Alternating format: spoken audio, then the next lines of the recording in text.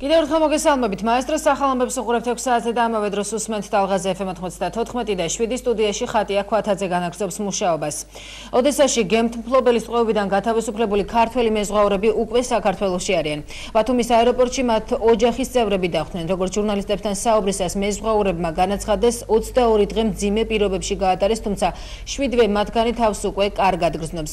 მათ ჩამოსაყვანად საზღვაო ტრანსპორტის სააგენტოს ხელმძღვანელი თეიმურაზ იობიძე ოდესაში თავად გაემგზავრა. თბომავალი ფილიპასი სტამბოლიდან ოდესაში 18 იანვარს შევიდა და გაფუჭდა, თუმცა გემთმფლობელმა 21 კაციანი ეკიპაჟი, რომელთა შორის 7 ქართველი იყო, ნაპირზე არ გადაუშვა და კაიუტებში გამოკეტა. საზღვაო ტრანსპორტის სააგენტოს ინფორმაციით, გემთმფლობელი ნაზმი ჯამბაზი ნარკოტრანზიტსა და არალეგალების გადაყვანაში იყო შემჩნეული. მეზღვაურების გათავისუფლება მხოლოდ 8 თებერვალს მას შემდეგ მოხერხდა, რაც მათ საქართველოს საზღვაო ადმინისტრაციასთან დაკავშირება მოახერხეს.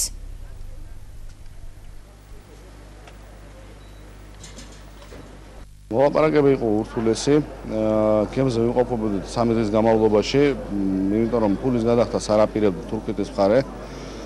იგივე ბოლო დღეს გუშინ, როცა უკვე წამოვიდნენ ჩვენი ბიჭები და გემიდან ჩამოიწერენ და ყველაფერი გაფორმდა, მაინც არაპირებდნენ ბოლომდე გადახდეს გზის ფულს, მაგრამ იმდენს მივახცეთ ჩვენ აქ ადმინისტრაციაში, ჩვენი ხალხი იყო ჩართული მთლიანად ამ საქმეში და საქართველოს მთავრობა იმაში, რომ ეგ საქმე დამთავრებული იყო კარგად, ყველაფერი დაფარეს მთელი დავალიანება. პირობები იყო, როგორც ვთქვათ, გაუსაძლისი არ იყო რა ელემენტარული პირობები, რომ ადამიანმა იმუშაოს ნორმალურად და გააკეთოს ის კონტრაქტი. მოახერხეთ დაკავშირება ტელეფონით.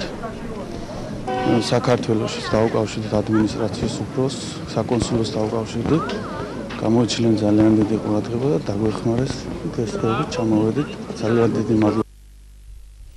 დეპუტატი ბეჟან ხურციძე კი უმრავლესობიდან გარიცხეს ინფორმაციას ადასტურებს პავლე კუბლაშვილი, რომელიც განმარტავს, რომ ბოლო 1 წლის განმავლობაში ბეჟან ხურციძე არც ერთ საპარლამენტო მუშაობის აქტივობაში არ იყო ჩართული, რის გამოც ეს გადაწყვეტილება მმართველმა გუნდმა მიიღო და შიდა კონსულტაცია ამ საკითხთან დაკავშირებით უკვე დასრულებულია და საკითხი ოფიციალურად საპარლამენტო უმრავლესობის სხდომაზე გაფორმდება, რომელიც სავარაუდოდ ორშაბათს შედგება. ბეჟან ხურციძე ვანის მაჟორიტარია, ის 1992-15 წლების, ასევე 1999, 2004 წლებისა და 2004-2008 წლების მოწვევის პარლამენტში იყო დეპუტატი.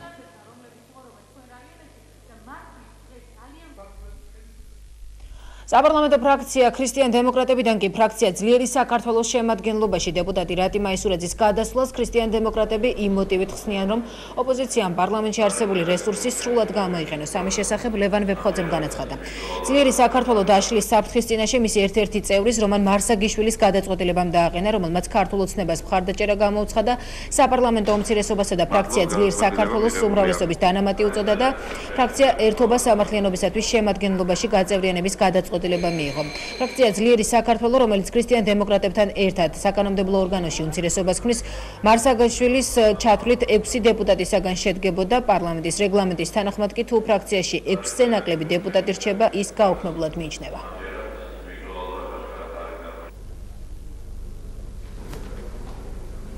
ჩვენთვის მნიშვნელოვანი და პრინციპულია, რომ საგაზაფხულო სესიაზე უმცირესობისთვის გათვალისწინებული ყველა ის პრეფერენცია, რომელიც რეგლამენტით არის ჩვენთვის მოძებული, იქნას გამოყენებული, მათ შორის პრეზიდენტთან დებატების დროს, მათ შორის პოლიტიკური დებატების დროს, იცით რომ უმცირესობას აქვს გაცილებით მეტი დრო, ვიდრე ჩვეულებრივად ის არის გათვალისწინებული ფრაქციებისთვის, ამიტომ ჩვენ მიგვაჩნია, რომ უმცირესობის შენარჩუნება არის პრინციპული, აქედან გამომდინარე, ქრისტიან დემოკრატების ერთი წევრი, ვთქვათ, დროებით მივავლინეთ მეორე ფრაქციაში, იმისაც რომ მეორე ფრაქციაც შევინარჩუნოთ, ამ შემთხვევაში უმცირესობაც როგორც ტექნიკური ერთობლივად დღევანდელი, რომელიც წარმოდგენილია საქართველოს პარლამენტში არსებობდეს. კიკვიძის ბაღთან ნაძალადების მოსახლეობამ და გრინპისის ეკოლოგიური ცენტრის წარმომადგენლებმა კი ცოცხალი ჯაჭვი გააკეთეს და ამ ფორმით სიმბოლური აქციის მონაწილეებმა პარკში არსებული ხეების დაცვა მოითხოვეს. მათი ინფორმაციით კიკვიძის ბაღში 60 წლიანი წიწვოვანი ჯიშის ნარგავების გაკაფვა და პოლიციის შენობის აშენება იგეგმება. ტერიტორიის გარკვეული ნაწილი შემოღობილია, თუმცა მშენებლობის დაწყებასთან დაკავშირებით მითითება ჯერ არ გამოჩენილა, არც ხეების მოჭრაა დაწყებული. მორგი აქცია კი სამშაბათს დაიგეგმა.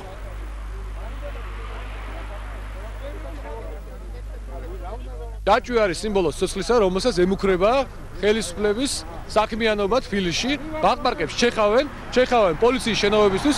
ბოლო 2 თვეში დაახლოებით 3 პოლიციის შენობა აშენდა ბაღ-პარკებში. ეხლა კიკვიძის ბაღთან მიმართებაში იგივე იგეგმება. ჩვენ ვართ კატეგორიული წინააღმდეგი იმისა, რომ ისედაც მცირე რაოდენობის სტანდარტზე რამოდენჯერმე დაკლები ბაღები და პარკები იქნეს გაჩეხილი, თუნდაც პოლიციისთვის, თუნდაც სკოლისათვის, თუნდაც გამგეობისათვის, ვინაიდან ეს ხეები არა მარტო სილამაზეა და ბუნება, რომელიც ჩვენ გვიყვარს, არამედ არის ჩვენი სიცოცხლის აუცილებელი. ბოლომდე ვაპირებთ ბრძოლას. ჩვენ სამართლებრივი ბრძოლაც აქვს გაჩაღებული, წერილები გვაქვს გაგზავნილი ყველა სახელმწიფო სტრუქტურაში, რომ აიგზავნოთ შენებლობა. თქვენ თუნდაც ხედავთ ხალხის პროტესტს, ერთი კვირა ეს ხალხი ქუჩაში არის და მოსახლეობის ეს პროტესტი უნდა გაითვალისწინოს ხელისუფლებამ და ჩვენ იმედი გვაქვს, რომ პოლიციის შენობას სხვაგან ააშენებენ. ასოციაცია მწვანე ალტერნატივა კი საზოგადოებას დიდი კაშხლების პროექტებისა და მათი თამდები პრობლემების წინააღმდეგ კონსოლიდაციისაკენ მოუწოდებს. ამ საკითხთან დაკავშირებით კინოსახლში საჯარო დისკუსია გაიმართა სახელწოდებით არა დიდ კაშხლებს. გარემოს დაცვის ექსპერტ ნინო ჩხობაძის განმარტებით მთავრობის ესეთი პროექტების რეალიზების შემთხვევაში, როგორც არის ხუდონის ჰესი, ასევე ნამახვანისა და აჭარისწყლის ჰესების კასკადი ქვეყნის ტერიტორიის დაახლოებით 2000 ჰექტარზე მეტი წყალქვეშ აღმოჩნდება. ექსპერტების აზრით, საფრთხე უძველეს ქართულ სოფლებს, კულტურულ და არქეოლოგიურ მემკვიდრეობას, ასევე არაერთი მდინარის ხეობას ემუქრება.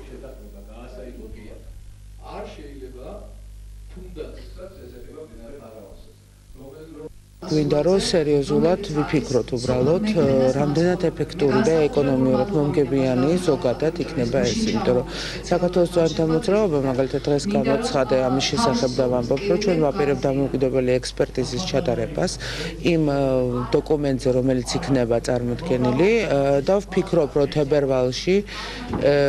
თებერვლის ბოლოს იქნება მზად ეს ანგარიში და ვაპირებთ საკმაოდ სერიოზულად შევაფასოთ ეს ანგარიში. ქართველი მღვდელმონაზონი იონა კი თავისუფალია, ამის შესახებ შინაგან საქმეთა სამინისტროს საინფორმაციო ანალიტიკური დეპარტამენტის ხელმძღვანელმა განაცხადა. სამინისტროს ინფორმაციით აფხაზეთში დაკავებული მღვდელმონაზნის გამოსასყიდად $100,000 ითხოვდნენ, თუმცა ქართულ მხარეს ამ საკითხთან დაკავშირებით მოლაპარაკება არ გაუმართავს. მღვდელმონაზონი აფხაზეთიდან გუშინ ზუგდიდში გადმოიყვანეს და ახლა უკვე თბილისში იმყოფება. ქართველი მღვდელმონაზონი დაახლოებით 3 კვირის წინ აფხაზეთში გადავიდა და მასთან დაკავშირება ვერ ხერხდებოდა. ის სამების საკათედრო ტაძარში მეორე წელია მსახურობს.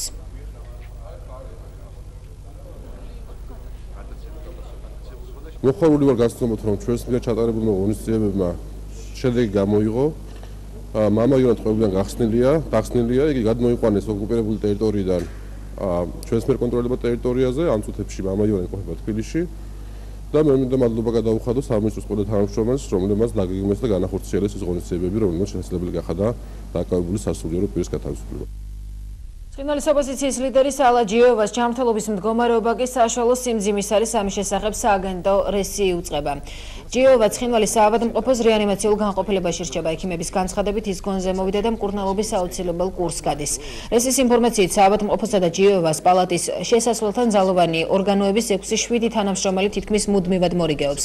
პაციენტის მონახულება კი მხოლოდ ნათესავებს შეუძლიათ. შეგახსენებთ, რომ 9 თებერვლის საღამოს ჯიოევა შტაბის შტურმის შემდეგ ის ცხინვალის საავადმყოფოს რეანიმაციის განყოფილებაში გადაიყვანეს. ექიმებმა მას ინსულტის დიაგნოზი დაუსვეს, თუმცა გავრცელებული ინფორმაციით ჯიოევა შტურმის დროს კონდახით ჩაარტყეს. 10 თებერვლისათვის ოპოზიციის ლიდერი ინაუგურაციას გეკმავდა.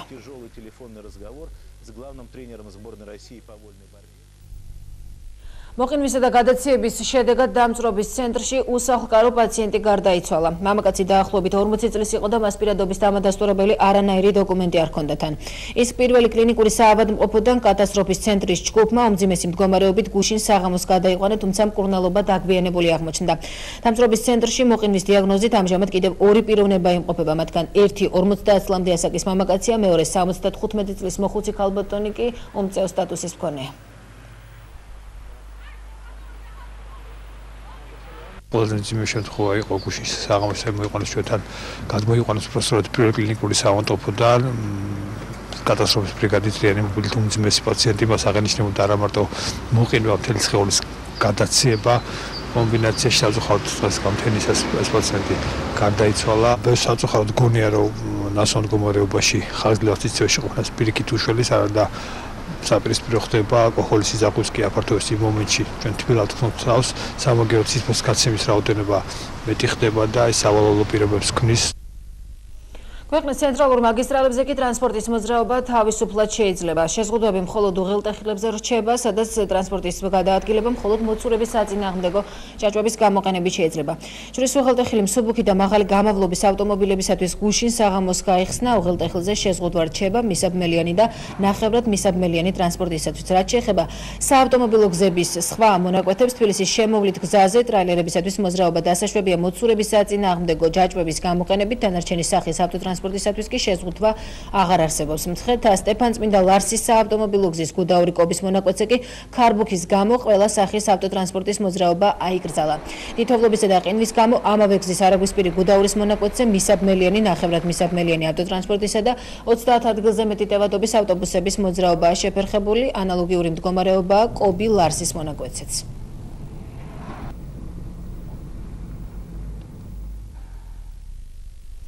გადაადგილების პრობლემა უკვე აღარც სოფელ ვანშია, თუმცა გუშინ მთელი ღამის განმავლობაში თოვდა და მაღალ სოფლებთან დამაკავშირებელი გზები ინტენსიურად იწმინდებოდა. განსაკუთრებით რთული მდგომარეობა ნალექმა რამდენიმე სოფელში შექმნა, ეს იყო ბზვანი, გორა, საფრასია და უხუთა.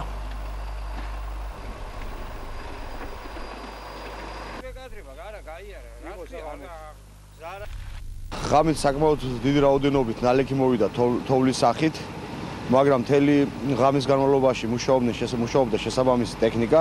ამ ეტაპისთვის თითქმის ყველა ძირითადი პრობლემა რაიონში მოხსნილია, მოსახლეობას პრობლემები თითქმის აღარ აქვს. ნალექი დიდი რაოდენობით მოვიდა, მაგრამ შეფერხება არაფერს აღარ აქვს. გაზი არის, შეშაგვა აქვს, დენი არის, შუქი არის, ტრაქტორი გზაც მინდა.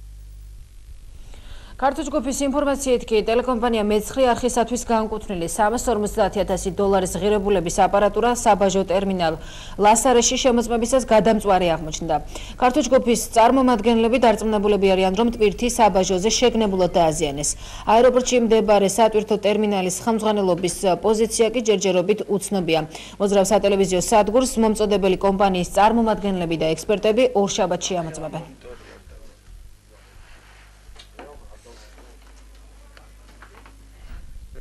ეს გადამცემები არის დამწვარი, საერთოდ არ ირთვება. ეხლა მეოთხე შევამოწმეთ, ესეც არ არის ცოცხალი, ასე ვთქვათ. და რა ვიცი, ვაგრძელებთ. და იმედი ერთი მაინც იქნება. ერთი მაინც ჩაერთვება. ეს არის გაფრჭებული უკვე აქ საქართველოში.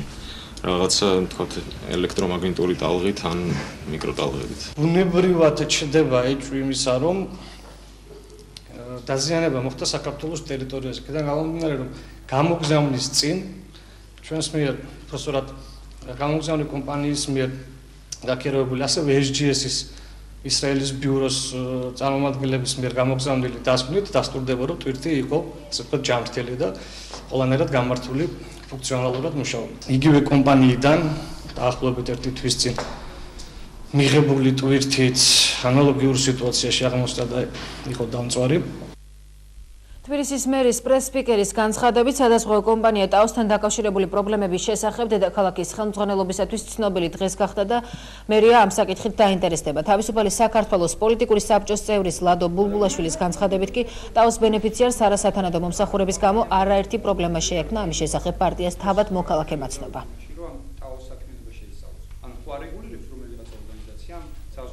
ჩვენ აღმოჩნდით ერთი ძალიან საინტერესო შემთხვევა გუშინ მოგმართა მოქალაქემ, რომლის მეუღლეს დაავადებულია იშემიური ინსულტით და იგი დაზღვეულია სადაზღვევო კომპანია ტაოში. სასწრაფო დახმარებამ გადაიყვანა აღნიშნული პაციენტი ინგოროყას სახელობის კლინიკაში, რომელიც საკმაოდ ძვირად ღირებულია. მოგეხსენებათ, სტანდარტებით იშემიური ინსულტით დაავადებული ადამიანის მოძრაობა არ შეიძლება. ხოლო საზღვაო კომპანია ტაომ უარი განაცხადა აღნიშნულ კლინიკაში მის მკურნალობას და სასწრაფო სამედიცინო დახმარების მანქანა გადაიყვანეს ერთ-ერთ იაფასიან კლინიკაში, სადაც აპარატურაც კი არ იყო იმისათვის, რომ სრულფასოვანი მკურნალობა გაეწიათ პაციენტისათვის. ჩვენ მოუწოდებთ თავისუფალი საქართველოს მოუწოდებს ყველა იმ ორგანოს, რომელიც აკონტროლებს საზღვაო კომპანიების მუშაობას და საქმიანობას, თუ დაინტერესდეს კომპანია ტაოს საქმიანობით. აღნიშნულ ფაქტთან დაკავშირებით თქვენი საშუალებით გავიგეთ, არ იყო შემოსული არც წერილობით, არავით არის განცხადება ჩვენთან, თუმცა ჩვენ აუცილებლად შევისწავლოთ აღნიშნულ საკითხს, თუ მერის მიერ არის დაზღვეული და ნებისმიერი პირი, რომელიც მერის მიერ გაკეთებული დაზღვევის სადაზღვევო პაკეტით სარგებლობს, ჩვენ მაქსიმალურად ყურადღებით ვართ ყველა ამ პირის მიმართ.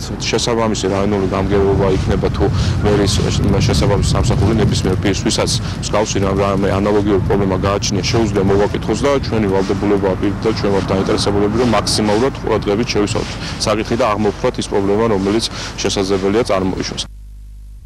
ქრისტიან დემოკრატების ლიდერებმა თბილისის საკრებულოს ფრაქცია ქრისტიან დემოკრატებისა და პარტიის თბილისის ორგანიზაციის წევრებმა კი საარჩევნო სტრატეგიის შესახებ მშელეს.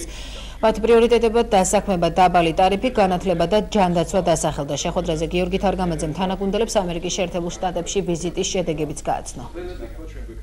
ქართული სოფლიდან ზემო დანახული სოფელზე ორიენტირებული საკრედიტო იწყება ახალი პოლიტიკური წელი, ასე ვთქვათ, და როგორც საკრებულოში, ასევე საქართველოს პარლამენტში ჩვენი წარმომადგენლობა უნდა იყოს ადეკვატური და ეხმაურებოდეს იმ პრობლემებს, რომელიც თბილისელებს გააჩნიათ და სრულიად ნათელი არის, რომ სამწუხაროდ ეს პრიორიტეტები არ იცვლება, სამწუხაროდ იმიტომ რომ ეს პრობლემები უბრალოდ არ მოგვარებულა აქამდე და მათ შორის განსაკუთრებული არის დასაქმების პრობლემები, მცირე და საშუალო ბიზნესის ხელშეწყობა და არა ხელშეშლა, ძალიან მძიმე პრობლემა რჩება სატარიფო კომუნალური პოლიტიკა და განსაკუთრებით ამ ცივ ზამთარში გაერთიანებული ქვითარი კიდევ უფრო მძიმედ ურთად დააწვა თბილისელების ოჯახებს და ასევე მნიშვნელოვან პრიორიტეტულ პრობლემად რჩება დედაქალაქში ჯანდაცვის ხელმისაწვდომი. ასეთ შეხვედრებზე ჩვენ ძირითად აქცენტებს ვაკეთებთ უკვე კონკრეტულად უბნების პრობლემატიკაზე, იმიტომ რომ წარმოადგენელი თბილისის ყველა უბნისგან ჩვენი წარმომადგენელი და უკვე ხდება აი ამ პრობლემების კონკრეტული უბნების, აი თქვათ ზოგიერთ შემთხვევაში კორპუსების, ზოგიერთ შემთხვევაში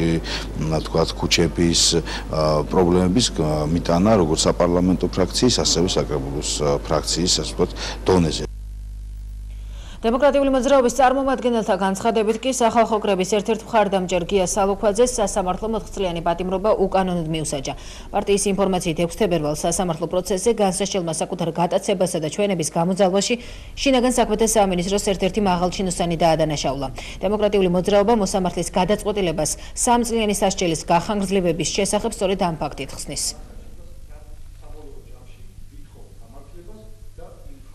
2012 წლის 6 თებერვალს კიდევ ერთი ჩვენი პოლიტპატიმრის გია სალუქვაძის სასამართლო პროცესი დასრულდა. ახლა ყველანაირი კომენტარის გარეშე მინდა გაგაცნოთ რამოდენიმე ამონარიდი ბატონი გიას სასამართლო პროცესზე წარმოთქმული სიტყვიდან.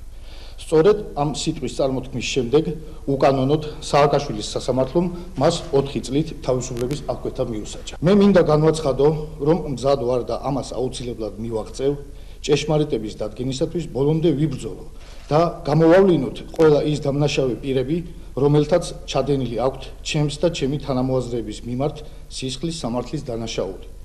დღეს ამ დარბაზში ვასახელებ იმ პიროვნებას, ვინც უშუალოდ იყო ხელმძღვანელი ჩემი გატაცებისა და ჩვენებების გამოძალვისა. ეს გახლავთ საქართველოს შინაგან საქმეთა სამინისტროს კონსტიტუციური უსაფრთხოების დეპარტამენტის თბილისის სამმართველოს უფროსი ლევან შიუკაშვილი.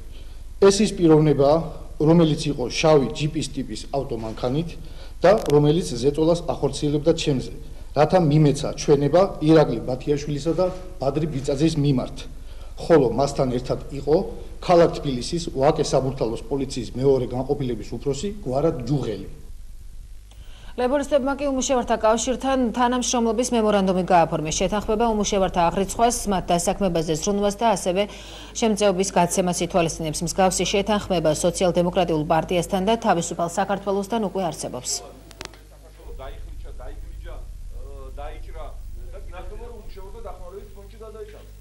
ჩვენი ერის, ჩვენი ქვეყნის მთავარი უბედურება უმუშევრობაშია. აქედან იწყება ყველა ეს მეტასტაზა, რამაც შეიძლება ბოლო მოგვიღოს, მაგრამ ჩვენ ყველაფერს გავაკეთებთ იმისათვის, რომ მეტასტაზების გავრცელება შეწყდეს, მთავრობის დღევანდელი წევრები დარჩენ უმუშევრები და ხალხმა იშოვოს სამუშაო. ეს ხელმოწერა ამის დამადასტურებელია და იმედია ჩვენი თანამშრომლობა გადავა უფრო აქტიურ ფაზაში. მემორანდუმში არის მკაფიოდ ჩამოყალიბებული აი ეს წინადადები და ეს ნაბიჯები, რაც გასაკეთებელია, რაც არ კეთდება დღევანდელი მთავრობის ხელში, მაგრამ იმედი გვაქვს, რომ მოვა არჩევნები, მოვა ჯანსაღი ძალა და აი ეს პარტიები, რომლებიც მომავალ არჩევნების მერე და იქნებიან პარლამენტში, კარგად უნდა იცოდნენ, რა თხოვს ქართველი ხალხი. რა თხოვს იმ ქართველი ხალხის 70%-მდე, რომლებიც დღესდღეობით არიან უმუშევრები. ანუ უნდა შეიქმნას სამსახური, რომელიც მოახდენს აღწერას და რეგისტრაციას უმუშევრების, რომელიც მოახდენს რეკვალიფიკაციას და დაურიგებს უმუშევართა შემწეობები. გორის სახელმწიფო უნივერსიტეტში საქართველოს სპორტისა და ახალგაზრდობის საქმეთა სამინისტროსა და სხვადასხვა ორგანიზაციის მიერ წარმოდგენილი პროექტის შემაჯამებელი შეხვედრა მოეწყო. პროექტი უმაღლესი სასწავლებლების სტუდენტებისათვის დასაქმების სპეციფიკის თეორიული ცოდნის გააზიარებას გულისხმობს და მასში გორის სახელმწიფო უნივერსიტეტის 200-მდე სტუდენტი მონაწილეობდა. მოცემულ ფორუმზე მონაწილეობას იღებენ დამსაქმებლების სტატუსით სახელმწიფო და კერძო სექტორის წარმომადგენლები, ასევე ადგილობრივი ახალგაზრდები, რომლებიც დაინტერესებული არიან სამუშაოს ძიებასა და განათლების მიღებაში. ძალიან პროდუქტიული ტრენინგები იყო, ძალიან დიდი გამოხმაურება და დაინტერესება პოვა ახალგაზრდებში. დაახლოებით 200-მდე მსურველი იყო და სადღაც შეირჩა 60 კაცი. იუსტიციის სასწავლო ცენტრში კი მერის ქონების მართვის სააგენტოს თანამშრომელთა გადამზადება მიმდინარეობს. ინტერაქტიული სემინარის მონაწილეები ეფექტური კომუნიკაციისათვის საჭირო უნარჩვებებს გამოიმუშავებენ, განსაკუთრებული ყურადღება სტრესის მენეჯმენტის საკითხებსაც ეთმობა. სწავლების მიზანი კი ქონების მართვის სააგენტოში ეფექტური მომსახურების ერთიანი სტანდარტის შემუშავებაა.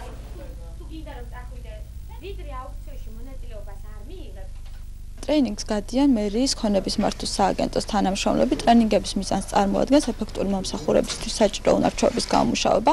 ჩვენ სხვა საჯარო მოხელეების თანამშრომელთა ტრენინგები მას შემდეგ დავიწყეთ, რაც წარმატებით განვახორციელებთ იუსტიციის სახლის თანამშრომლების ტრენინგი და იმედი გვაქვს, რომ აღნიშნული ტრენინგების შედეგად სხვა საჯარო სამსახურებიც შეძლებენ ისეთივე დონის მომსახურებას შესთავაზონ მოქალაქეებს, როგორც ჩვენ გვაქვს იუსტიციის სახლებში. იუსტიციის სამინისტროს სასწავლო ცენტრი გვეხმარება ქონების მართვის სააგენტოს იმაში, რომ ქონების მართვის სააგენტოს თანამშრომლებმა ეფექტური კომუნიკაციის უნარჩვენები უფრო მეტად განამტკიცოს. ტრეინინგები არის კომუნიკაციასთან დაკავშირებული, თუ როგორი კომუნიკაციით უნდა მიმართონ ჩვენს მოქალაქეებს, როგორი მომსახურება უნდა გაუწიონ, არის როლური თამაშები, სადაც ჩვენი თანამშრომლები გადიან მაქსიმალურ ტრეინინგს და მაქსიმალურ სწავლებას, რაც მათ ეხმარება მაქსიმალური სერვისის გაწევაში.